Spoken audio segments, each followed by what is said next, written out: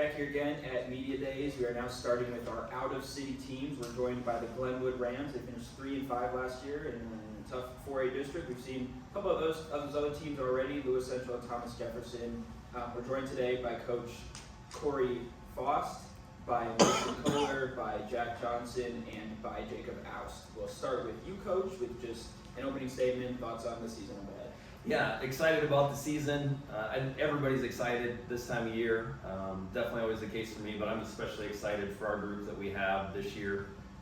Just got a lot of guys, a core group of guys that care a lot about football, care about each other. They've put in a lot of work, and we're excited about that. If you look back to last year, a lot of people look at that season as maybe a disappointment.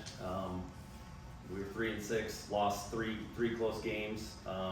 Maybe say, oh, we were so close to being 6-3, but really, probably in the end, thankful that it didn't work out that way. We knew we came in with a small senior class, not much experience there.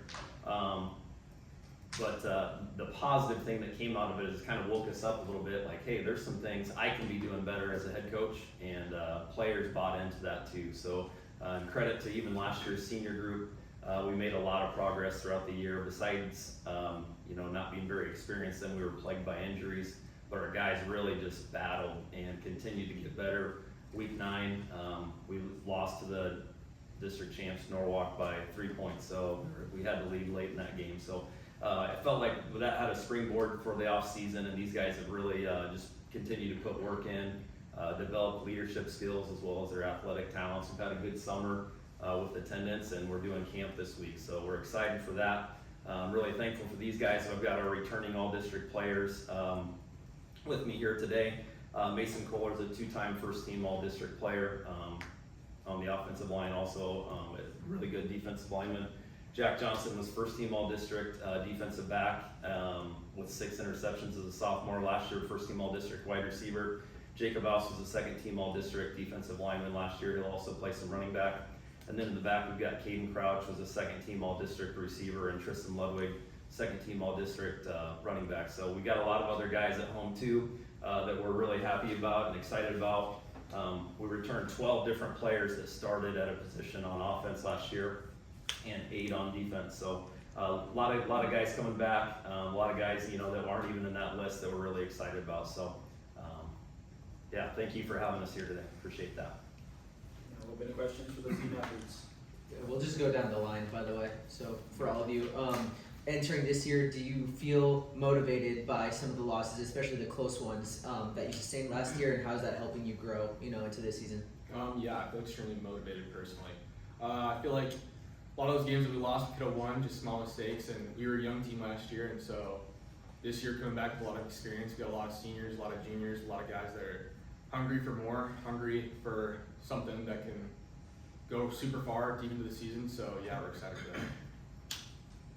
I think it was a wake-up call for really everybody. Last year it wasn't a bad summer, but definitely could have done better. This year everybody's really locked in, and I think it's gonna be really good. I think we're all very motivated. Like Mason said, very close games we could have won, but with our coaching, we all know what we can do, and we all know what to do to beat these teams. So we just got to get it done this year.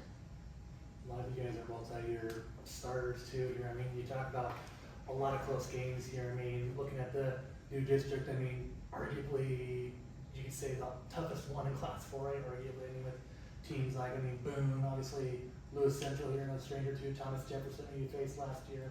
We just talk about kind of the challenge ahead in this district here, and a lot of the teams that honestly you faced in years past.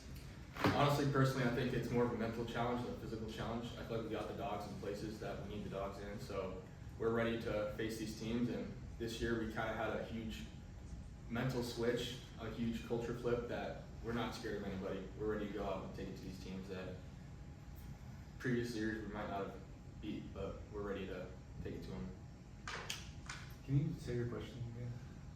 Talk about the district here and how you're facing some obviously juggernaut names, I guess you could say, as well as some other names like Thomas Jefferson, obviously you face, Lewis Central, among others, and just the challenge of the new district. I think it's going to be a great challenge, and I think that everybody's on our team has really put in a lot of work and really prepared for this. So yeah. You know, there's teams we haven't seen before, but they haven't seen us either. So I think we're all excited to play them, and we have film on all of them. And like I said before, we just know what to do, and we just got to do it. Mason, you talk about the switch flipping. What went into that to develop the kind of mindset that you guys have now? I think just seeing in previous years how some other guys reacted. I mean, we kind of have a history against Lewis Central, and specifically, and history of kind of not seeing that game as a game that we can win. That's definitely something that we've changed this year, something we can win, something that we can go very far in the season with, and we're very excited to just we're attacking it this year. We're not taking baby steps. We're ready to attack. We're ready to go. Does that come from you guys and the guys in the back, like that mentality? I think it's a lot of senior leadership for sure. Our grade has been very successful through sports throughout all of high school, middle school, youth, all that stuff. So I think it's definitely a lot of senior leadership on this team, and just a lot of attack mentality.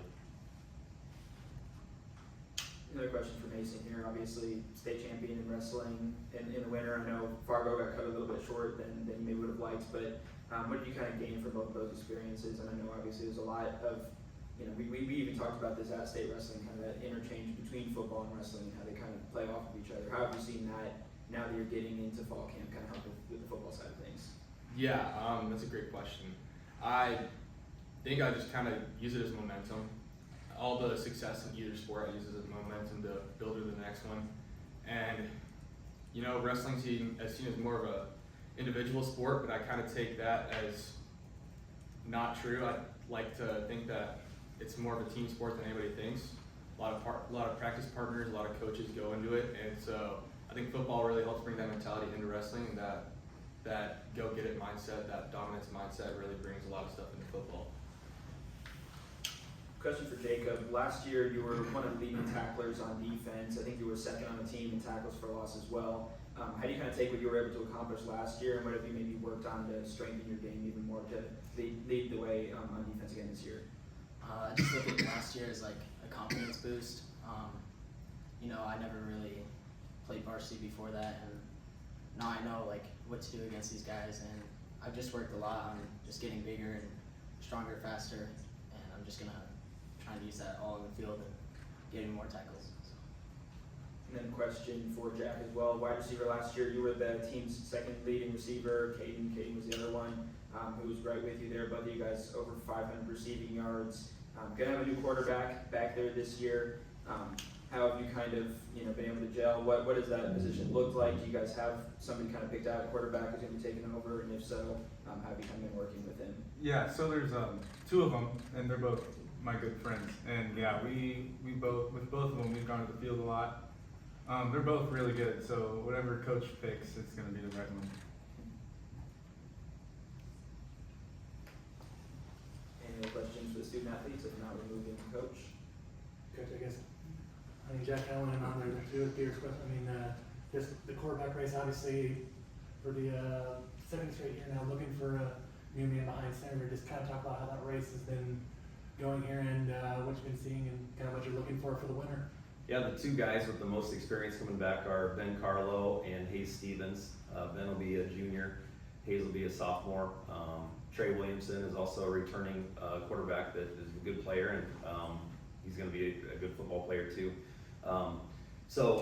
Ben has just a special knack, probably more so. I know it's JV that is the body of work we have to see, but his ability to move around and create plays, throwing the ball with his feet is, I don't know that I've ever seen any high school player do it, especially not like he did last year.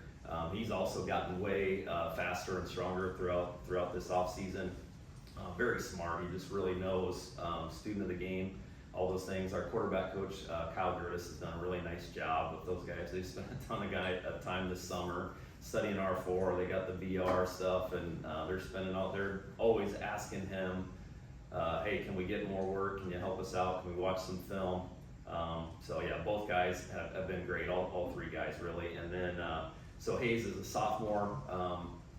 he's still figuring things out as far as the offense and some of those things. He's a really special athlete. I think a special leader as well as Ben. Just got a knack for competing. He's shown throughout his whole football career, watching him all throughout the years, he can really create with his feet. He's also a really good student of the game. He's been doing outside of football training as well all year. So both guys really love football. They really love playing Glenwood football, and they want to play quarterback for us. Hard thing is you only get one of those guys out there at a time, but it's a friendly competition. We just talked about that today at practice. Those guys are going to make each other better. And whoever's out there, we believe in them, and we think that they can run our offense. You guys had plenty of tight battles there. I mean, honestly, the record kind of misleading from last season there. I mean, just talk about what kind of some of these, they say you can learn a line from a win, a paragraph from a loss. I mean, just kind of talk about what this team, is using from last year to build to this year, especially with, the district in mind here ahead as well.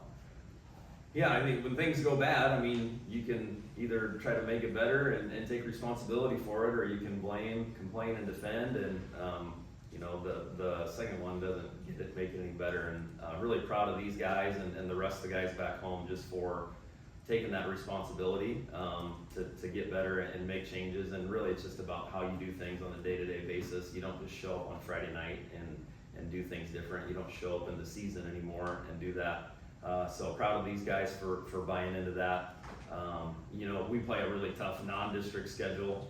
For one, the non-district schedule is a gauntlet. It's going to get us ready for a really tough district schedule.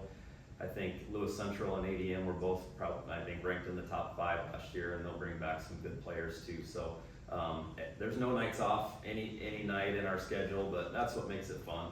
The best way to play football is you play 9 one-game seasons. You see how good you can get every week. Obviously now we're trying to build schemes and everything to defend it all throughout the year and attack it all. But we'll take it week by week, play by play, game by game, and continue to get better. Any other questions for Coach? Okay. If not, we'll move into time for those one-on-one questions now.